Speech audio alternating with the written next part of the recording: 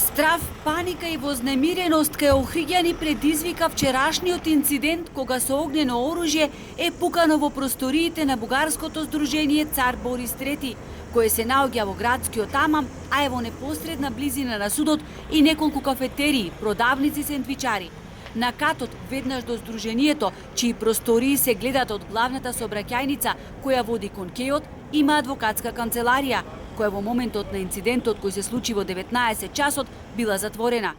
И како да не ме плашит кога се пука со пиштол и може метакот да залута. Наместо тамо може да дојде кај во моја канцеларија. Ако сум присутен, може и да настрада.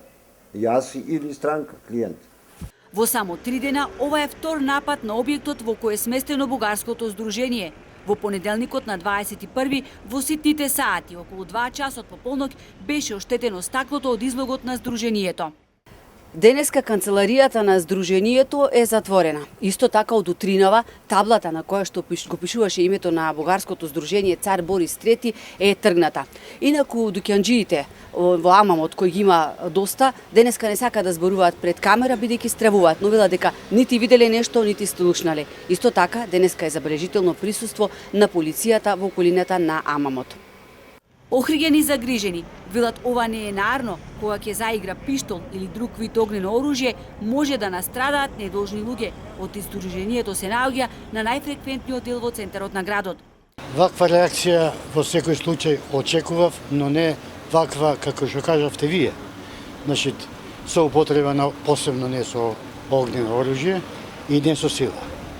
Тоа мислам дека оди во прилог на Бугарија, за да не представат дека сме нецивилизиран народ, дека не ги почитуваме правилата и така натаму.